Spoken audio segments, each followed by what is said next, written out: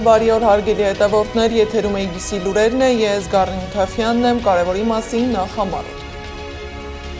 Դատախազությունը կրկին դիմել է հակակոռուպցիոն դատարան, ումից ինչու որքան գույք և դրամական միջոցներ է պահանջում բռնագանձել։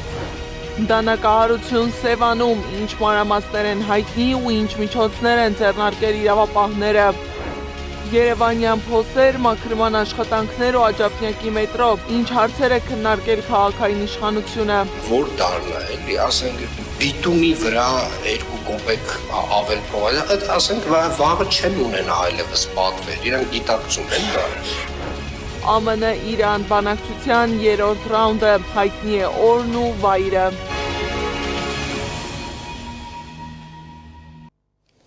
Հակակոռուպցիոն դատարանը վարույթ է ընդունել գլխավոր դատախազության ապօրինի ծագում ունեցող գույքի բռնագանձման վերաբերյալ հերթական հայցադիմումը։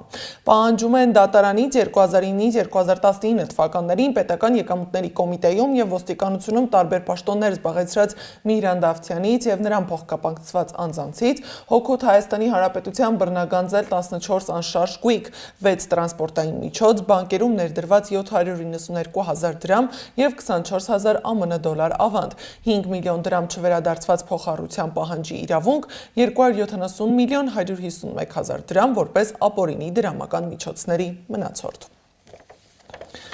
Վերջին մի քանի օրերին լրահոսում օրական մի քանի անգամ հայտնվում են սպանությունների մասին լուրեր։ Հայաստանում տեղի ունեցող իրադարձությունները հիշեցնում են հոլիվուդյան մարտաֆիլմեր։ Սովորական վեճն այլևս չի սահմանափակվում միայն բռունցքներով։ Փետրվարի 21-ին Սևանում անձնական հարցի շուրջ ծագած վիճաբանությունն ավարտվել է դանակահարությամբ։ ABC մեդիայի աղբյուրները հայտնում են, որ դանակի մի քանի հարվածով սպանել են 20-ամյա Արամ Խաչատրյանին։ Նա Տավուշի Ծաղկավան գյուղից էր եւ վերջերս էր զորացրվել բանակից։ Երիտասարդի սպանության դեպքի առթիվ նախաձեռնել են քրեական վարույթ քրեական օրենսգրքի 155-րդ հոդվածի առաջին մասի հատկանիշներով։ Գլխավոր դատախազությունը հարուցել է հանրային քրեական հետապնդում, կա ձերբակալված, որի նկատմամբ որպես խափանման միջոց ընտրել են կալանավորումը 1 ամիս ժամկետով։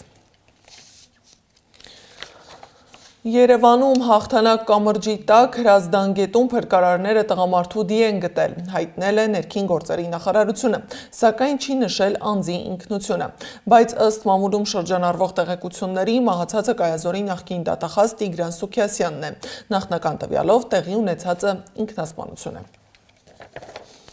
Բեռնափոխադրում իրականացնող հայ վարորդներին փետրվարի 12-ից թույլ չեն տալիս մտնել Հայաստան։ Փայտե արտադրանք տեղափոխող մոտ 100 բեռնատար Ռուսաստանի Դաշնությունից են անցել Վրաստան։ Անցակետում վարորդներից վերցրել են փաստաթղթերը եւ արգելել մուտքը։ Հայաստանի էկոնոմիկայի նախարարության մամուլի քարտուղար Լիլիթ Շաբոյանը գործընկերոջս հայտնել է, որ նման տեղեկություն դեռ չունեն։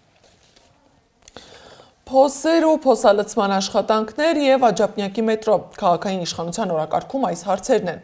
Ավինյանը բարկացել է, չի գոհացնում մայրաքաղաքի փոսալցման աշխատանքի ինտենսիվությունը։ Նրա խոսքով փոսալցման մեծ ծավալի աշխատանք են տեսնում, դրան զուգահեռ խնդիրներն են մեծ ծավալի։ Բալավի մեկ ընկերությունը թող մի հատ իրան կարգի բերի։ Չէ, պարոն Սևոյան, հրավիրել պետք չի, պետքա մարդ դնել հետները, որովհետև երբ որ չկա վերահսկողություն, պարզվում է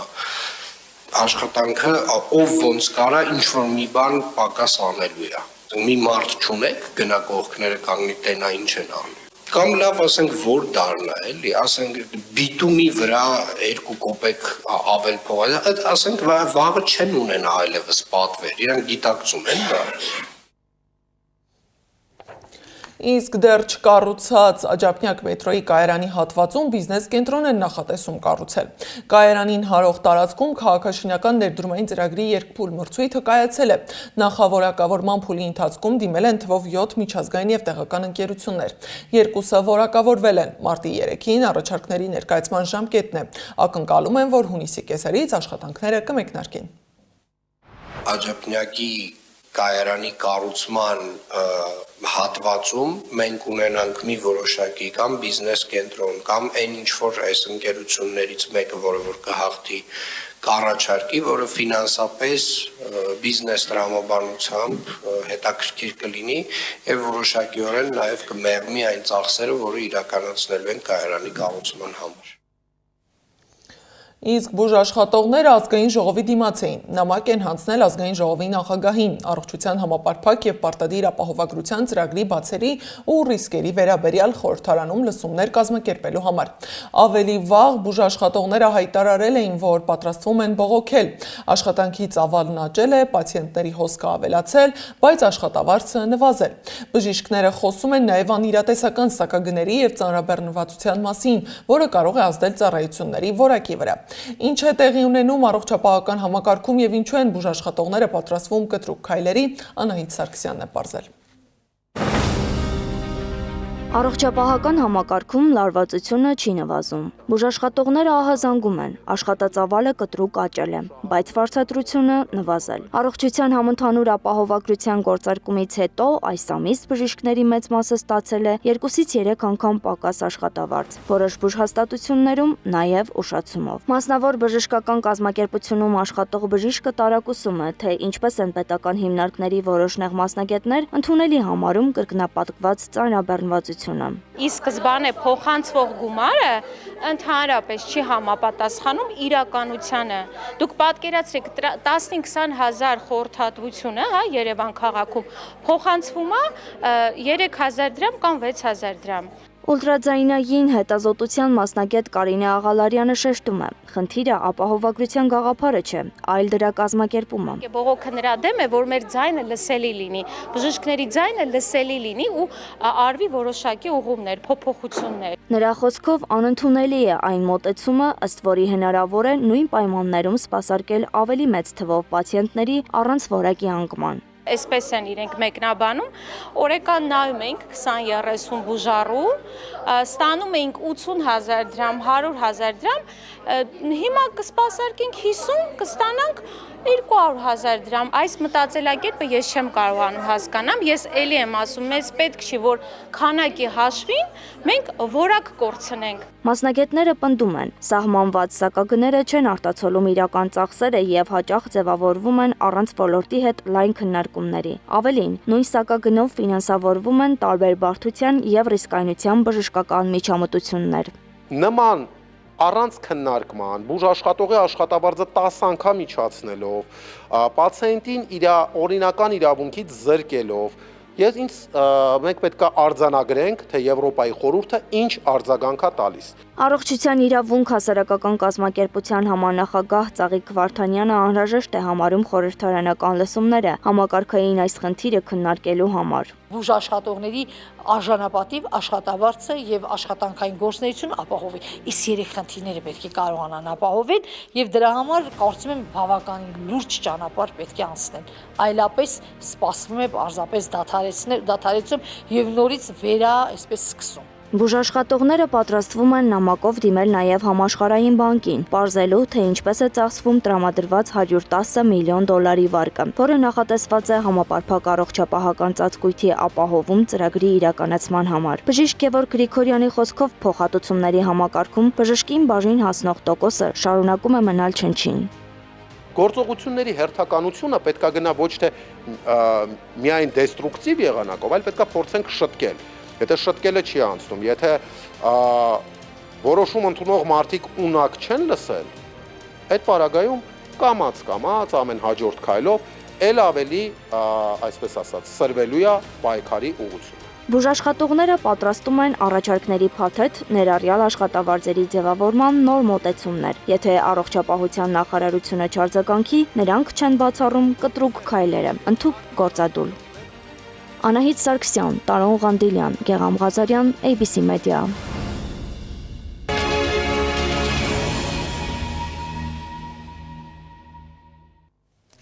Փաստաբան Արա Զորաբյանն անդրադարձել է վեհափառին առաջադրված մեղադրանքին ու նրա կարգավիճակին։ Զորաբյանի խոսքով Գարեգին II ամենայն հայոց կաթողիկոսը մեղադրյալի կարգավիճակ ունի։ Մեղադրում են դատական ակտի կատարումը խոչընդոտելու համար։ Վեհափառը հրաժարվել է ցուցմունք տալ։ Զորաբյանը նաև անդրադարձել է Գարեգին II-ի տնօրինությունները վերացնելու վերաբերյալ կարգալույց հոգևորականներ Ստեփան Ասատրյանի եւ Արամայիս Թախմազյանի հայցերին։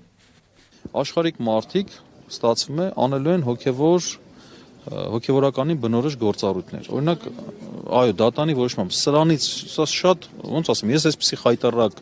որոշման իմ մասնագիտական կյանքի մեջ չեմ հանդիպել։ Հավատացեք, շատ անարդարությունների եմ հանդիպել, հենց իմ վստահորդների նկատմամբ, իմ նկատմամբ շատ ամպագորգոր անարդարությունների եւ անօրինական բաներ եմ հանդիպել, բայց այս մասշտաբի լկտի անարդարության չեմ հանդիպել, որովհետեւ չի կարող դատավորը ներխուժել այս կյանք։ Մեծ պահքի երկրորդ կիրակին Մայր տաճարում տեղի է ունեցել սուրբ եւ անմահ պատարագ։ Մեծ պահքի երկրորդ կիրակին արտաքսման կիրակին է, որը խորհրդանշում է Ադամի եւ Եվայի դրախտից արտաքսվելը։ Պատարագին ներկա է եղել ամենայն հայոց կաթողիկոսը։ Նա օրհնել է հավաքված հավատացյալներին։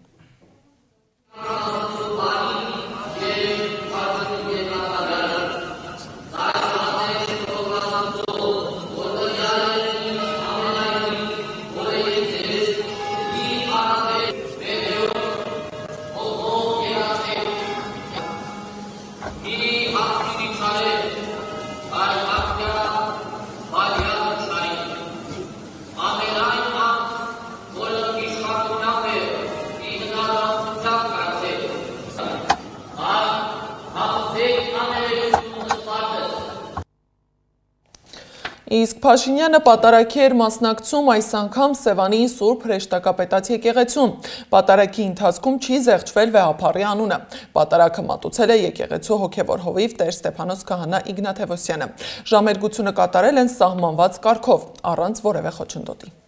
Եկեղեցու եւ ամենայն ուղղափառ եպիսկոպոսած եպիսկոպոսապետին մերո եւ պատվական հայրապետի ամենայն հայոց դյարն գարեջի սրբազան Պատարագիչ քահանա Տեր Ստեփանոսը գործընկերոջս հայտնել է, որ տեղյակ չի եղել, որ Փաշինյանն այնտեղ է պատարագը մատուցել են այնպես, ինչպես յուրաքանչյուր կիրակի։ Հետո էլ որևէ խնդիր չի եղել։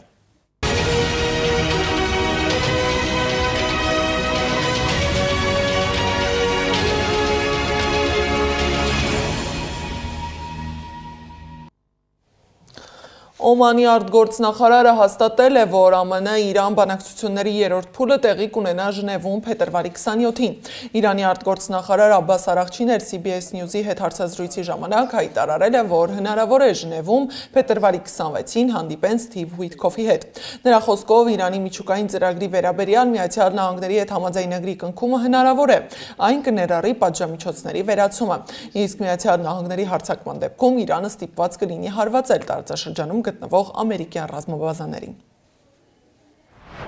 Որպես ինքնիշխան պետություն մենք ինքներս իրավունք ունենք որոշելու միջուկային ծրագրի ընթացքը։ Ամերիկյան կողմը ծանոթ է մեր դիրքորոշմանը։ Այս պահին բանակցում ենք միայն միջուկային ծրագրի շուրջ, այլ թեմա չկա։ Միջուկային հարցը ռազմական լուծում ունենալ չի կարող։ Իրանը պատրաստ է գործակցել ԱՄԷԳ-ի հետ պայմանավորվածությունների համաձայն։ Միջուկային օբյեկտների նկատմամբ վերահսկողության հաստատումը ընդունելի տարբերակ է։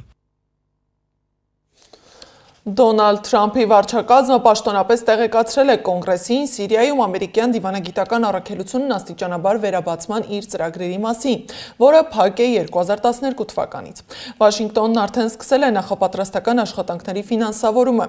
իսկ ԱՄՆ հատուկ բանագնաց Թոմ Բարաքն ակտիվորեն զբաղվում է Սիրիայի միջազգային հանրությանը լիարժեք ինտեգրման եւ մնացած տնտեսական պատժամիջոցների վերացման ուղղությամբ։ Միջազգային լուրերը ռեպորտաժում։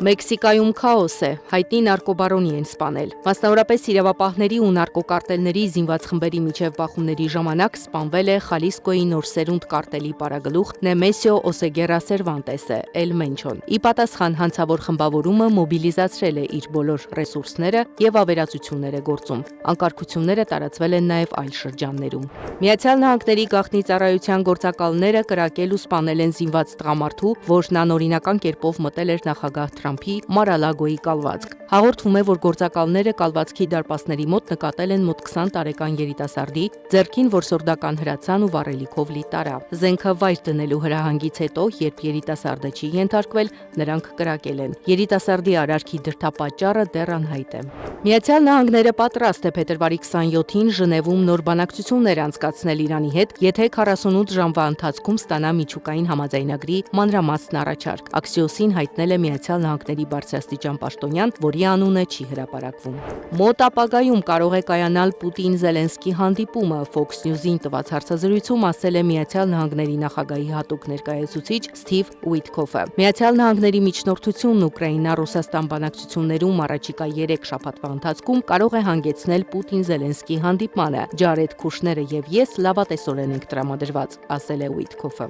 Եթե Էստոնիայի տարածքում մեզ ուղղված միջուկային զենք լինի, ապա մեր միջուկային զենքը կուղվի Էստոնիայի տարածքին, եւ Էստոնիան պետք է դա հստակ գիտակցի, հայտարարել է Ռուսաստանի նախագահի խոսնակ Դմիտրի Պեսկովը։ Օրերս Էստոնիայի արտաքին գործերի նախարարը հայտարարել էր, որ Էստոնիան պատրաստ է իր տարածքում տեղակայել ՆԱՏՕ-ի դաշնակիցների միջուկային զենքը, եթե դաշինքը դա անհրաժեշտ համարի։ 4 տարվա հակամարտության ավարտը չի կարող հետաձգվել։ Հռոմի Պապ Լևոն 14-րդն ուղերձ է հղել Ուկրաինայում պատերազմի տարելիցի կապակցությամբ։ Իմ սիրտը կրկին ցավում է այն դրամատիկ իրավիճակի համար, որ հիմնականատես ենք։ Այսքան զոհեր, կոտրված կյանքեր եւ բաժանված ընտանիքներ, այսքան ավերածություններ ու աննկարագրելի տառապանքներ, ասել է նա։ Ուկրաինական ԱԹՍ-ները գրոհել են Մոսկվան հարձակման պատճառով Վնուկովո, Դոմոդեդովո, Ժուկովսկի եւ Շերեմետյևո օդանավակայաններում ինքնաթիռների ժամանման եւ մեկնման սահմանափակումներ են մտցվել։ Եվ վերջում Դոնալդ Թրամփը TikTok-ում հրապարակել է արհեստական բանականությամբ ստեղծված տեսանյութ, որտեղ Ռոնալդոյի հետ Սպիտակ տանը ֆուտբոլ է խաղում։ Նա նաև դիմել է ֆուտբոլիստին՝ «Դու մեզ պետք ես Ամերիկայում», գրել է նա, նրան անվանելով մեծագույն ֆուտբոլիստ։ Զարա Սարգսյան, Նոնա Գևորգյան, ABC Media։ Եվ վերջում, Չինաստանում նոր տարվա տոների ընթացքում մեծ ժողովրդականություն է վայելել ժայռից կախված սրճարանը։ Այս անսովոր սրճարանը ունի Խաղաղ օվկիանոսին նայող տեսարան։ Բավական թանկարժեք է, բայց սուրճի գինը ներառում է նաև ապահովագրություն եւ հատուկ սարքավորումներ։ Այս ժամի համար նախատեսել էինք այսքանը, շարունակեք հետևել մեզ YouTube-ում, Facebook-ում, Telegram-ում, WhatsApp-ում, Instagram-ում ու TikTok-ում կամ այցելեք մեր պաշտոնական կայք www.abcmedia.am։